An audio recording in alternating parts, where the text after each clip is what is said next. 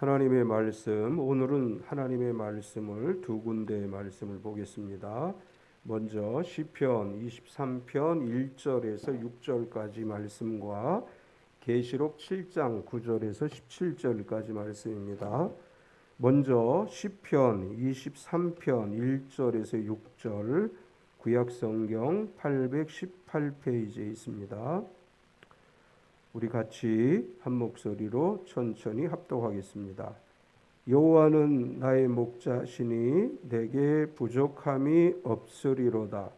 그가 나를 푸른 풀밭에 누이시며 쉴 만한 물가로 인도하시는도다. 내 영혼을 소생시키시고 자기 이름을 위하여 의의 길로 인도하시는도다. 내가 사망의 음침한 골짜기로 다닐지라도 해를 두려워하지 않을 것은 주께서 나와 함께 하심이라. 죄 지팡이와 막대기가 나를 안위하시나이다. 주께서 내 원수의 목전에서 내게 상을 차려주시고 기름을 내 머리에 부으셨으니 내 잔이 넘치나이다. 내 평생의 선하심과 인자하심이 반드시 나를 따르리니 내가 여호와의 집에 영원히 살리로다. 아멘. 계시록 7장 9절에서 17절까지 말씀입니다. 우리 같이 합독합니다. 이일 후에 내가 보니 각 나라와 족속과 백성과 방언에서 아무도 능히 셀 수 없는 큰 무리가 나와 흰옷을 입고 손에 종려가지를 들고 보좌 앞과 어린 양 앞에 서서 큰 소리로 외쳐 이르되 구원하심이 보좌에 앉으신 우리 하나님과 어린 양에게 있도다 하니 모든 천사가 보좌와 장로들과 내 생물의 주위에 서 있다가 보좌 앞에 엎드려 얼굴을 대고 하나님께 경배하여 이르되 아멘. 찬송과 영광과 지혜와 감사와 존귀와 권능과 힘이 우리 하나님께 세세토록 있을지어다. 아멘 하더라. 장로 중 하나가 응답하여 나에게 이르되 이 흰옷 입은 자들이 누구며 또 어디서 왔느냐. 내가 말하기를 내 주여 당신이 아시나이다 하니 그가 나에게 이르되 이는 큰 환난에서 나오는 자들인데 어린 양의 피에 그 옷을 씻어 희게 하였느니라. 그러므로 그들이 하나님의 보좌 앞에 있고 또 그의 성전에서 밤낮 하나님을 섬김에 보좌에 앉으신 이가 그들 위에 장막을 치시리니 그들이 다시는 줄이지도 아니하며 목마르지도 아니하고 해나 아무 뜨거운 기운에 상하지도 아니하리니 이는 보좌 가운데 계신 어린 양이 그들의 목자가 되사 생명수 샘으로 인도하시고 하나님께서 그들의 눈에서 모든 눈물을 씻어 주실 것임이라. 아멘. 찬송가 559장 찬송하시고 말씀 나누겠습니다.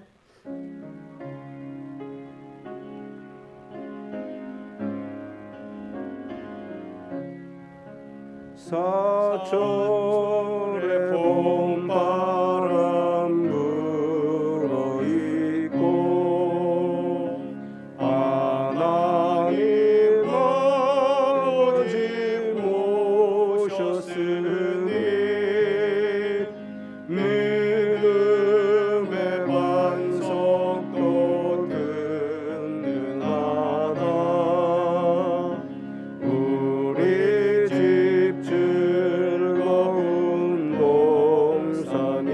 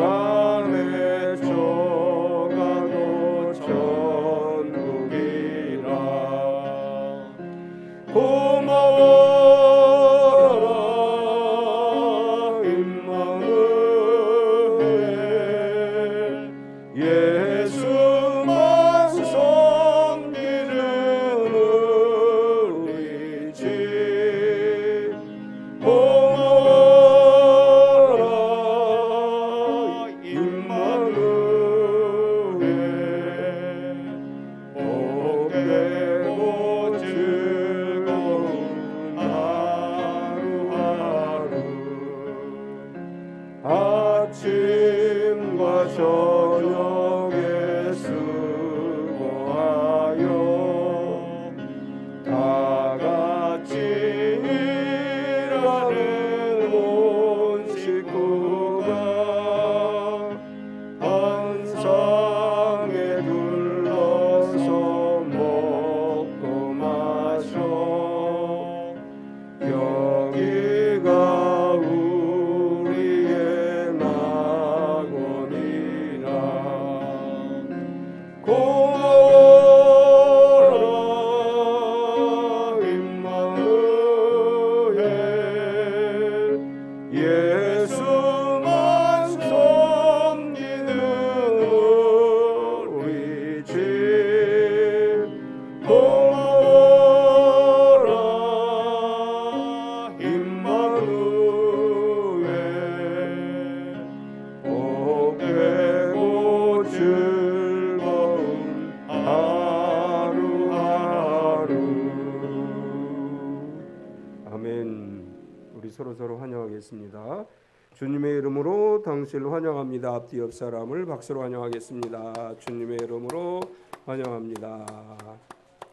우리 서로 축복하겠습니다. 몸은 건강하게, 마음은 평안하게, 삶은 행복하게.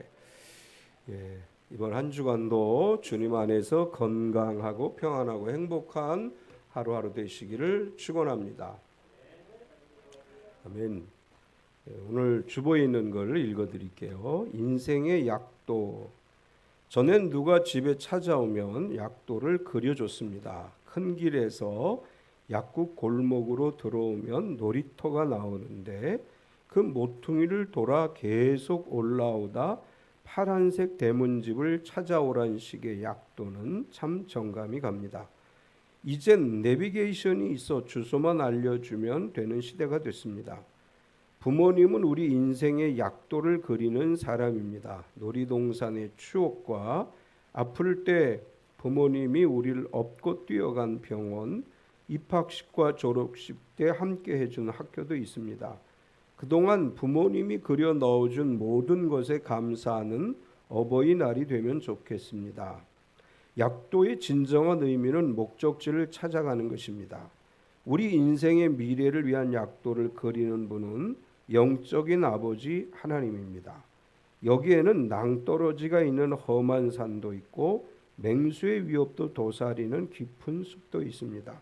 하지만 언제나 함께 인도해 주시는 하나님이 천국까지 무사히 도착하게 할 것을 믿고 감사하는 영적인 어버이날을 보내봅시다.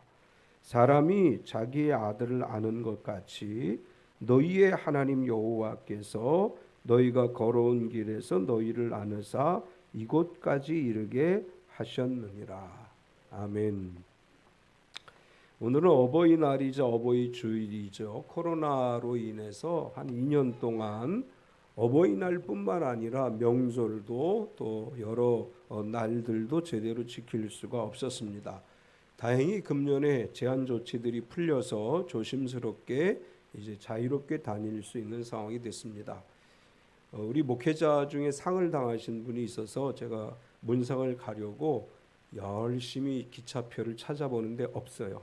제가 다른 데는 안 가도 목회자 가족 그 장례는 꼭 가려고 이제 늘 찾아다니는데 SRT도 다 찾고 KTX도 다 찾고 표를 구하지 못했고 또 고속도로도 정체가 아주 굉장히 심해서 웬만하면 가는데 오늘은 제가 못 갈지도 못 갈 수도 있을 것 같아요. 가능하면 목회자들 장례는 뭐 결혼식은 그냥 부주만 보내도 되더라고요. 근데 장례는 꼭 찾아가는데 오늘 어버이날이라 교통이 굉장히 복잡해졌습니다. 이렇게 날이 이제 제한들이 풀려서 자유롭게 다닐 수 있게 된 것도 하나님의 은혜이고 또 그동안 정부와 의료진들의 수고의 결과라고 생각을 합니다. 우리가 오늘 이곳에 있는 것은 부모님이 계셨기 때문에 가능한 것이죠. 예수님을 믿는 성도로서 우리는 우리의 부모님들이 예수님을 믿고 구원받은 믿음의 사람이 되기를 위해서 건강하고 장수의 복을 받는 우리 부모님들이 되기를 위해서 기도해야 됩니다. 참빛 가족의 모든 부모님들이 하나님을 경외하고 예수님을 구세주로 영접하고 언제나 성령 안에서 살아가는 부모님들이 되어서 온 가족이 함께 하나님을 예배하는 가족으로 세워져 가기를 늘 기도하겠습니다. 사람들은 나이를 먹으면 고향 생각을 더 많이 하게 되고 부모님 생각을 더 많이 하게 되지요. 동물들에게도 회귀 본능이라는 것이 있다 이렇게 얘기합니다. 대표적인 그 물고기 연어가 태어나서 방류가 되면 먼 나라까지 갔다가 이제 마지막 때가 되면 자기가 태어난 곳으로 되돌아온다고 하지요. 사람은 누구나 사람뿐만 아니라 모든 동물 생명체는 이제 나이가 먹어 갈수록 자신의 고향을 그리워하고 자신의 부모를 그리워하게 되는 것이 일반적인 일인 것 같습니다. 주보에 실린 글에도 그런 표현이 있었는데 우리에게는 두 분의 아버지가 계시죠. 우리를 이 땅에 있게 하신 육신의 아버지가 있고 우리를 창조하시고 영원한 생명을 주시는 하늘 아버지가 계십니다. 2022년 어버이 주를 맞이해서 우리를 창조하시고 영원한 생명을 주신 하늘 아버지를 생각하면서 말씀을 나누려고 합니다. 이제 우리가 특별히 교회 안에서 기독교인들이 많이 사용하는 단어 중에 본향이라고 하는 단어가 있습니다.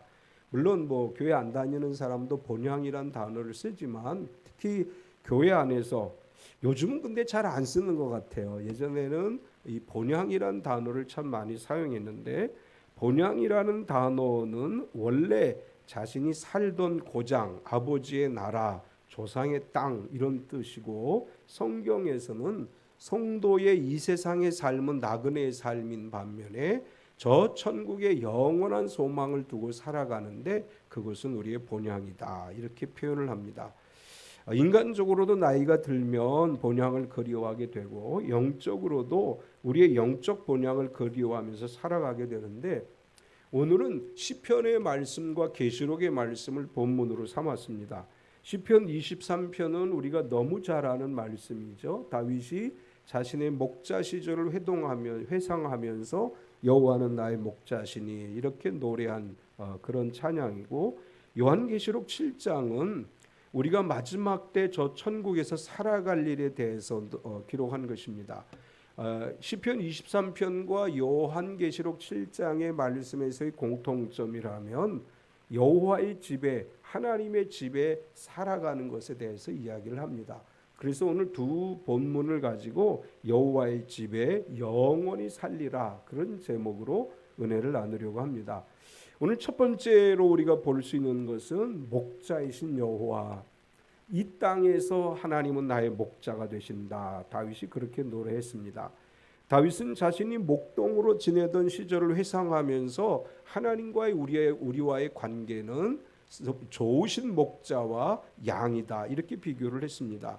목자는 양을 돌보듯이 하나님께서는 우리를 영원히 돌봐주시고 하나님이 우리의 목자가 되실 때 우리의 삶은 행복한 삶이 될 수 있다. 이것이 다윗이 노래한 시편 23편의 내용입니다.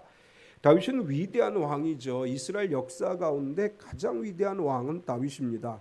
강대한 이스라엘을 세웠습니다. 그런데 다윗의 개인사를 보면 아픔이 많았던 분이죠.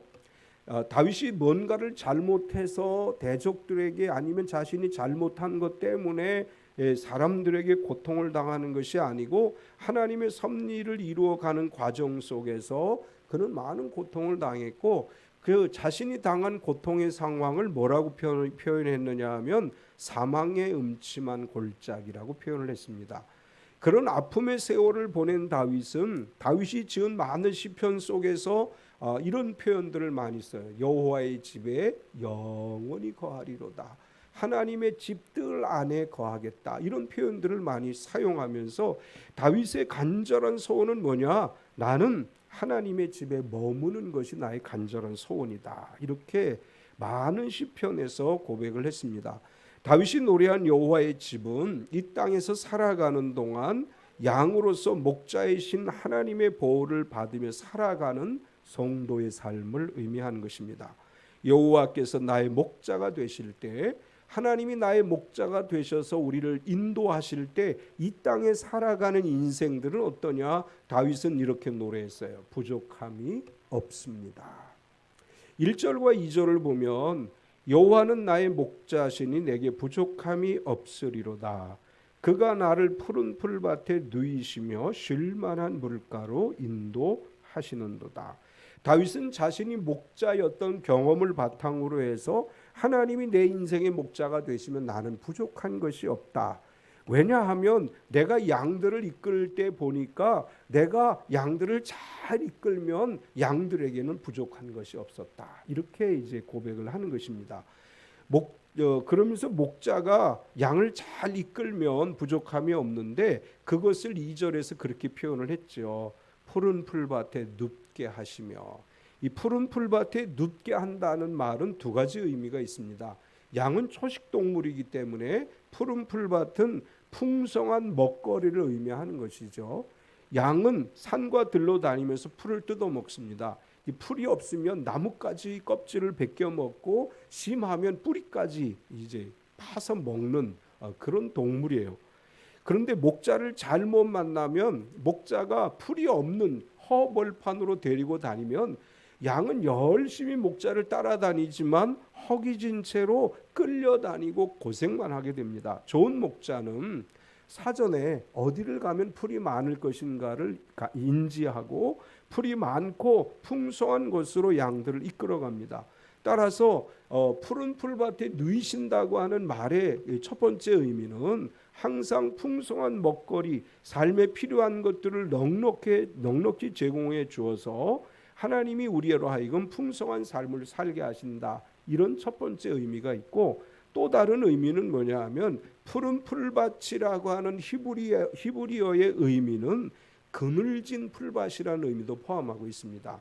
여기서 누이시며라고 표현을 했죠. 양이 풀을 뜯어먹고 그 풀밭에 눕는다는 거예요. 그 풀밭은 뜨거운 태양볕으로부터 양을 보호해주는 그늘이 있는 곳이고, 또 사막의 모래밭은 뜨거운 태양볕에 의해서 모래가 뜨거워져 있기 때문에 양들이 누울 수 없습니다. 그런데 푸른 풀밭은 태양 열로 지면에서부터 올라오는 뜨거운 열로부터 양들을 보호해 주는 거예요. 그래서 푸른 풀밭에 눕는다고 하는 말의 두 번째 의미는 쉴 수 있는 자리를 제공해 주신다. 그런 의미가 있습니다. 목자는 양들에게 풍성한 먹거리를 제공해 주고 쉴 수 있는 공간을 제공해 줄 뿐만 아니라 쉴 만한 물가로 인도한다. 여기서 사용되어진 히브리어 쉴만하다라는 단어는 메누호트라고 하는 단어인데, 이 단어의 의미는 잔잔한이라는 의미를 포함하고 있습니다. 그래서 우리가 이렇게 시편 23편을 이렇게 노래하는 가운데 잔잔한 물가로라고 노래하지요. 이 잔잔하다라는 말의 원래 히브리어가 메누호트이고 우리 성경에서는 쉴만한이라고 번역을 했습니다. 그 왜 쉴만한이라고 번역을 했느냐 하면 양들이 풀을 뜯어먹고 물가에 가서 물을 마시고 물로 몸을 축이는데 양들은 굉장히 예민한 동물이기 때문에 거친 물살이 센 곳에 가면 양들이 놀래서 물을 마시지 못한다고 그래요. 그래서 아주 잔잔하게 물이 흐르는 곳으로 양을 데리고 가서 양들에게 물을 먹이기 때문에 그것을 쉴 만한 물가, 잔잔한 물가라고 묘사를 했습니다. 급하게 흐르는 물이 아니라 양들이 마음껏 물을 마실 수 있는 곳으로 이끌어서 양들이 평안하게 물을 마시게 하는 그런 목자가 좋은 목자이다. 여호와는 우리의 목자가 되셔서 우리를 푸른 풀밭에 눕게 하시고 쉴 만한 물가로 인도하신다. 우리가 하나님이 나의 목자가 되신다면 우리의 삶이 늘 평안하고 부족함이 없는 삶을 살아가게 된다. 이렇게 노래한 것입니다. 우리 참빛교회 모든 가족들이 여호와가 목자가 되시는 삶이 돼서 이 땅에 살아가는 동안 부족함이 없고 그리고 평안한 안식을 누리는 삶을 살아가게 될 줄 믿습니다. 여호와가 목자가 되실 때 여호와는 목자이신 하나님은 의의 길로 인도하신다. 3절과 4절을 보면 내 영을 소생시키시고 자기 이름을 위하여 의의 길로 인도하시는도다. 내가 사망의 음침한 골짜기로 다닐지라도 해를 두려워하지 않을 것은 주께서 나와 함께 하심이라. 주의 지팡이와 막대기가 나를 안위하시나이다. 목자는 양을 푸른 초장과 쉴만한 물가로 인도할 뿐만 아니라 항상 의의 길로 인도한다. 이 3절을 현대어 성경 공동 번역으로 보면 이렇게 번역을 했습니다. 지쳤던 이 몸에 생기가 넘친다. 그 이름 목자이시니 인도하시는 길 언제나 곧은 길이요. 목자가 되시는 여호와께서 우리를 인도하시면 지쳐있던 몸에 생기가 넘치게 된다. 영혼을 소생시키시고라고 하는 말의 의미는 바로 두 가지 의미를 포함하는 것입니다. 우리의 육체적 지쳐있고 피곤해 있던 육체들이 여호와께서 말씀과 성령으로 우리를 회복시켜 주셔서 생기가 넘치게 하시고 영적으로 성령이 우리 가운데 오셔서 영혼이 소생하는 역사가 일어나게 된다. 뿐만 아니라 목자가 되신 하나님께서 우리를 인도하시는데 우리를 인도하시는 것은 우리 개역개정 성경에서는 의의 길이라고 번역을 했는데 공동 번역은 곧은 길이라고 번역을 했습니다. 이것은 바른 길, 곧은 길, 의로운 길, 삐뚤어지지 않은 길을 의미하고 하나님께서 우리를 의롭고 선한 길로 인도하실 뿐만 아니라 이 단어 속에는 어떤 의미가 포함되어져 있느냐 하면 형통한 길이라는 의미가 포함되어져 있습니다. 우리가 길을 갈 때 우리 옛말엔 그런 말이 있어요. 뭐로 가도 서울만 가면 된다. 그런 말이 있었어요. 그런데 뭐로 가다 보면 한참을 돌아가는 길이죠. 그건 곧은 길이 아니에요. 여기서 말하고 있는 의의 길, 곧은 길이라고 하는 것은 목적지로 가는 가장 좋은 길이라고 하는 뜻이에요. 가장 좋은 길, 그리고 가장 빠른 길, 그리고 곧은 길, 굽이굽이 돌아서 가지 않고 그 목자가 인도하는 대로 가면 목적지를 가장 빠르게 도착할 수 있다. 그런 의미예요. 따라서 다윗은 뭐라고 표현했느냐 하면 목자가 나를 인도할 때 사망의 음침한 골짜기로도 데리고 갈 수 있다. 그런 길로도 갈 수 있는데 왜 그리 데리고 가느냐? 곧은 길이기 때문이다. 그 길이 더 빠른 길이고 그 길이 더 형통한 길이기 때문에 목자는 나를 사망의 음침한 골짜기처럼 보이는 곳으로 데리고 가지만 항상 지팡이와 막대기로 양을 보호하면서 가장 빠르고 안전하게 목적지까지 도착하게 한다. 이것을 다른 번역 성경에서는 형통한 길이라고 번역을 했습니다. 하나님은 우리를 형통한 길로 인도하시는 줄 믿습니다. 때로 우리가 그 길이 이 사망의 음침한 골짜기처럼 보일 수 있어요. 아니 하나님 왜 우리를 이렇게 힘든 길, 이렇게 사망의 음침한 골짜기 같은 곳으로 인도하십니까? 라고 하나님께 우리가 원망할 수 있는데 하나님 이렇게 말씀하시는 거예요. 그 길이 형통한 길이다. 그 길이 가장 빠른 길이다. 그 길로 갈 때 목적한 곳에 빨리 도착할 수 있고 원하는 것을 이룰 수 있는 길이다. 이렇게 말씀하시는 줄 믿습니다. 우리는 사망의 음침한 골짜기를 다닐지라도 지팡이와 막대기만 보면 돼요. 여호와 하나님께서 가지신 지팡이와 막대기를 보고 가면 그 결과는 형통하고 복된 결과를 가져올 줄 믿습니다. 여호와가 이 땅에서 나의 목자가 되시면 그 결과는 행복한 것입니다. 5절과 6절을 보면 주께서 내 원수의 목전에서 내게 상을 차려주시고 기름을 내 머리에 부으셨으니 내 잔이 넘치나이다. 내 평생의 선하심과 인자하심이 반드시 나를 따르리니 내가 여호와의 집에 영원히 살리로다.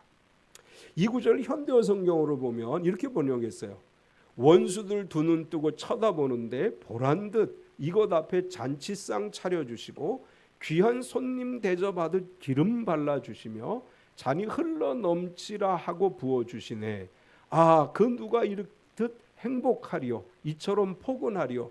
주님의 손길 살아생전 끊이지 않으리니 이 목숨 살아 숨쉴 동안에 주님의 전에 오래도록 살으리이다. 현대어 성경은 뭐라고 번역했냐 하면 하나님의 집에 거하는 것, 여호와가 목자가 돼서 우리를 인도하시는 것만큼 행복한 일이 없다. 이렇게 번역을 했어요. 공동 번역도 보면 이렇게 번역을 했습니다. 원수들 보란 듯 상을 차려주시고 기름 부어 내 머리에 발라주시니 내 잔이 넘치옵니다. 한평생 은총과 복에 겨워 사는 이 몸 영원히 주의 집에 거하리이다. 이것이 시편 23편에서 다윗이 노래한 말씀의 내용이에요. 우리가 하나님이 나의 목자가 되시면 나는 그의 집에 영원히 살 것인데, 왜냐하면 한평생 은총과 복에 겨워 살 것이고 이렇게 사는 것이야말로 진정한 행복이기에 나는 여호와의 집에 영원히 살겠다고 고백을 합니다. 참빛교회 모든 가족, 우리 부모님을 포함해서 모든 가족의 삶이 여호와가 목자가 되어주시는 삶이 되고 이 땅에서 여호와의 집에서 영원토록 행복하게 살아가는 우리 참빛교회 모든 가족이 되시기를 축원합니다. 두 번째는 목자이신 어린 양, 천국에서는 어린 양이 목자가 되신다 이렇게 말씀했어요. 시편 23편에서 다윗은 하나님은 나의 목자이시다 이렇게 고백을 했고, 그래서 나는 목자이신 여호와의 집에 영원히 살겠다고 노래했는데, 계시록 7장에서는 우리의 영원한 천국 본향에서는 어린 양이신 예수님께서 우리의 목자가 되셔서 우리를 인도해 주신다. 그래서 어린 양이 목자가 되시는 저 천국에서 여호와의 집에서는 다시는 무엇 하지 아니하며 이렇게 계시록에 기록을 했습니다.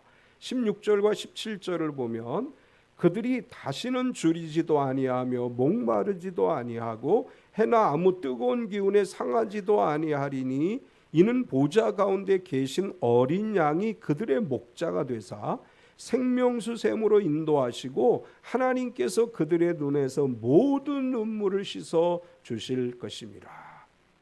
17절에 보면 보좌 가운데 계신 어린 양이 목자가 되신다 이렇게 고백을 했습니다. 이 땅에서는 여호와가 목자가 되사 우리를 인도하시지만 저 천국에서는 예수 그리스도께서 우리의 목자가 되셔서 우리를 인도하시는데, 예수님께서 우리를 인도하실 때 16절에 뭐라고 표현했느냐 하면 다시는 줄이지도 않고 목마르지도 않고 해나 아무 뜨거운 기운에 상하지도 않는다 이렇게 고백을 했습니다. 예수님께서 요한복음 10장에서 이렇게 말씀하셨어요. 나는 선한 목자다. 예수님께서 이렇게 말씀하셨고, 저 천국에서 선한 목자이신 예수님의 인도를 받는 모든 성도들은 다시는 줄이지도 않을 것이고 목마름도 없을 것이고 상하지도 않게 될 것이다. 어린 양이신 예수님께서, 참 좋으신 예수님께서 생명수 샘으로 우리를 인도해 주신다. 이제 두 번째로 그렇게 이야기를 하죠. 17절을 다시 보면 이는 보좌 가운데 계신 어린 양이 그들의 목자가 되사 생명수 샘으로 인도하시고 하나님께서 그들의 눈에서 모든 눈물을 씻어 주실 것입니다. 계시록 22장 1절과 2절에도 이렇게 기록되어 있습니다. 또 그가 수정같이 맑은 생명수 강을 내게 보이니 하나님과 및 어린 양의 보좌로부터 나와서 길 가운데로 흐르더라. 강 좌우에 생명나무가 있어 12가지 열매를 맺되 달마다 그 열매를 맺고 그 나무 잎사귀들은 만국을 치료하기 위하여 있더라. 천국에서 어린 양이신 예수님이 우리의 목자가 되셔서 생명수 샘으로 인도하시는데, 생명수 샘에는 그 강 좌우에 12가지 열매를 맺는 나무가 있는데 생명나무의 열매다. 따라서 우리는 천국에서 질병도 죽음도 고통도 없는 영생의 삶을 살아가게 된다. 이렇게 계시록은 우리에게 말씀합니다. 이 세상에는 죽음도 있고 질병도 있고 고통도 있습니다. 우리가 살아갈 본향인 저 천국에서는, 여호와의 집에서는 질병도 고통도 아픔도 없고 생명수 샘과 생명나무의 열매를 먹고 영생하는 복을 누리게 될 줄 믿습니다. 따라서 어린 양이신 그리스도가 우리의 목자가 되시면 모든 눈에서 눈물을 씻어 주십니다. 17절 뒷부분에 가면 하나님께서 그들의 눈에서 모든 눈물을 씻어 주실 것입니다. 계시록 21장 4절에 보면 모든 눈물을 그 눈에서 닦아주시니 다시는 사망이 없고 애통하는 것이나 곡하는 것이나 아픈 것이 다시 있지 아니하리니 처음 것들이 다 지나갔음이로라. 이 땅에서는 눈물을 흘릴 일들이 있죠. 이 땅에서는 가슴 아픈 일들이 있습니다. 이 땅에서는 마음 찢어지듯 고통스러운 일들이 있습니다. 그러나 여호와의 집에서 저 천국에서 어린 양이신 예수님이 우리의 목자가 되실 때 우리의 눈에서 눈물을 닦아주시고 다시 눈물을 흘릴 일이나 애통할 일이 없을 것이다. 이렇게 말씀하고 있습니다. 이 땅에 살아가는 동안 우리가 겪는 많은 아픔들이 있습니다. 그러나 저 천국에서 우리의 눈의 눈물을 씻어주시고 우리의 눈에서 나도 흐르던 눈물이 은혜의 찬송이 되게 하시는 줄 믿습니다. 이 땅에서도 그리스도인들은 슬픔 대신에 찬송의 옷을 입고 하나님을 찬송하며 살아가는 성도로 하나님께서 살아가게 하실 줄 믿습니다. 저 천국 이 땅에서는 여호와가 목자가 되시고 저 천국에서는 그리스도가 목자가 되셔서 우리로 여호와의 집에 영원히 살게 하시는데, 그렇다면 이 땅에서와 저 천국에서 세 번째로 여호와의 집에서 우리가 해야 될 일은 무엇일까? 우리가 해야 될 일을 말씀하고 있는데, 여호와의 집에 거하는 모든 성도가 해야 될 일이 뭘까요? 흰옷을 입게 됩니다. 흰옷을 입어야 됩니다. 13절과 14절을 보면 계시록 17장 13절 14절을 보면 장로 중 하나가 응답하여 나에게 이르되 이 흰옷 입은 자들이 누구며 또 어디서 왔느냐? 내가 말하기를 내 주여 당신이 아시나이다 하니 그가 나에게 이르되 이는 큰 환난에서 나오는 자들인데 어린 양의 피에 그 옷을 씻어 희게 하였느니라. 여호와의 집에 거하기 원하는 성도는 흰옷을 입어야 됩니다. 그런데 흰옷을 입는다는 건 뭘 의미하느냐? 그리스도 어린 양의 보혈로 씻어 희게 되는 것을 이야기하는 것이고, 이것은 우리가 죄를 고백하면 그는 미쁘고 의로우사 우리 죄를 기억도 아니하시고 우리 죄를 사해 주시는 보혈로 죄 씻음을 받는 것을 의미합니다. 여호와의 집에 영원히 살기 위해 선행되어져야 할 것이 흰옷을 입는 것인데 예수 그리스도의 보혈로 깨끗하게 되는 것입니다. 우리는 회개하고 죄 사함을 받는 것, 이게 우리가 해야 될 첫 번째 일이에요. 우리가 여호와의 집에 영원히 살기 위해서는 더러운 옷을 입고 그 안에 들어갈 수 없습니다. 예수님을 나의 구세주로 영접하고 나의 죄를 고백하면 그리스도께서 그 보혈로 우리의 더러운 인생의 옷을 흰옷으로 바꾸어 주실 것이고 우리의 죄를 사해 주실 것이고 우리를 의롭다 하실 것입니다. 우리가 이렇게 정결함을 입을 때 여호와의 집에서 영원히 살 자격을 얻게 되는 것입니다. 목자 되신 예수 그리스도의 그 보혈의 공로를 힘입어 우리가 깨끗함을 입고 흰옷을 입고 주 앞에 서는 것이 바로 여호와의 집에 사는 비결이에요. 이것을 우리가 신학적인 용어로서는 칭의라고 이야기를 합니다. 우리는 원래 죄인이기 때문에 의로울 수가 없는데 예수 그리스도께서 우리를 위해 보혈을 흘려주셨고 우리가 예수님 앞에 믿음으로 나아가 죄를 고백하면 그 죄를 용서해 주시고 의롭다고 인정해 주시는 거예요. 칭의라고 얘기를 하는 거예요. 원래 의롭지 않은데 의롭다고 인정을 해 주시는 거예요. 우리는 의롭다고 인정함을 받는 흰옷을 입고 여호와의 집에 들어가서 영원토록 하나님의 은혜를 누리는 행복한 성도가 되어야 될 줄 믿습니다. 그리고 우리가 해야 될 일이 하나 더 있는데 하나님을 예배하는 것입니다. 시편 23편 6절에 보면 내 평생의 선하심과 인자하심이 반드시 나를 따르리니 내가 여호와의 집에 영원히 살리로다. 계시록 7장 7절에서 12절을 보면 이 일 후에 내가 보니 각 나라와 족속과 백성과 방언에서 아무도 능히 셀 수 없는 큰 무리가 나와 흰옷을 입고 손에 종려가지를 들고 보좌 앞과 어린 양 앞에 서서 큰 소리로 외쳐 이르되 구원하심이 보좌에 앉으신 우리 하나님과 어린 양에게 있도다 하니 모든 천사가 보좌와 장로들과 내 생물의 주위에 서 있다가 보좌 앞에 엎드려 얼굴을 대고 하나님께 경배하여 이르되 아멘. 찬송과 영광과 지혜와 감사와 존귀와 권능과 힘이 우리 하나님께 세세토록 있을지어다. 아멘 하더라.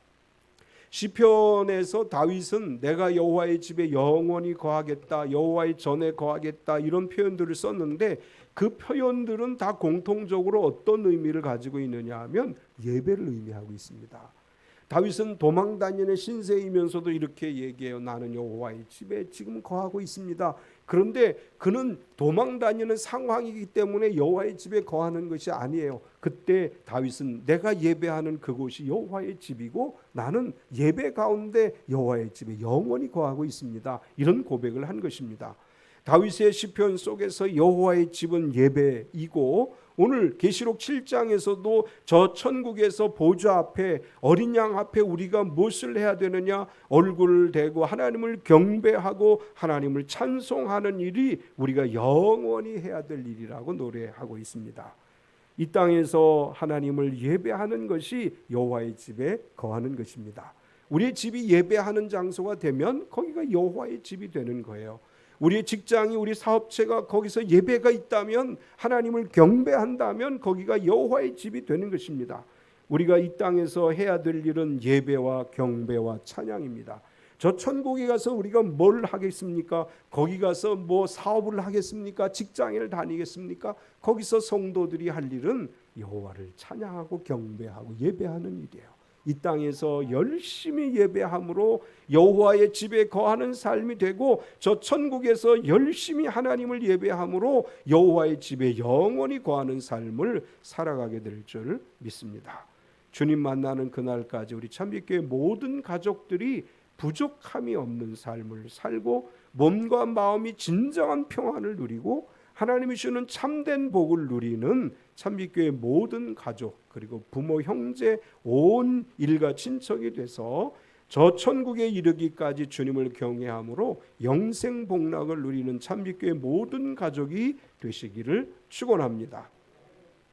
하나님 감사합니다. 오늘도 우리가 주님을 예배할 수 있음에 감사합니다. 하나님을 예배하는 것이 여호와의 집에 거하는 것인 줄 믿습니다. 우리가 늘 우리 자신을 돌아보고 우리 자신의 모든 것들을 주님께 내려놓아 정결하게 새 옷을 입는 그리스도인이 되게 하시고 온전함으로 하나님을 예배하는 예배자가 돼서 여호와의 집에 영원히 거하는 성도가 되고 여호와의 집에 영원히 거함으로 말미암아 푸른 풀밭에 눕게 하시고 쉴 만한 물가로 인도하시는, 그리고 형통의 길로 인도하시는 하나님의 은혜를 누리며 이것이야말로 진정한 행복이라고 고백하는 참빛교회 모든 가족이 되게 하여 주시옵소서. 사랑하는 주님, 우리 전창호 성도님을 위해 기도합니다. 우리 주 예수 그리스도의 이름으로 피 묻은 손으로 안수하셔서 그 육체적 고통이 치유되고 건강을 회복하게 하시고, 특별히 마음속 깊은 곳에 예수님이 나의 구세주이심을 믿고 고백하는 귀한 역사가 일어나게 하여 주시옵소서. 우리 참빛교회 모든 부모님들이 지금 어느 곳에 있든지 그 있는 곳에서 예수님 나의 구세주이십니다. 예수님이 나의 영혼을 구원하셨습니다. 내가 예수님 믿고 저 천국에 감을 믿습니다. 믿음으로 고백하는 역사가 일어나게 하여 주시옵소서. 예수님의 이름으로 기도드리옵나이다. 아멘.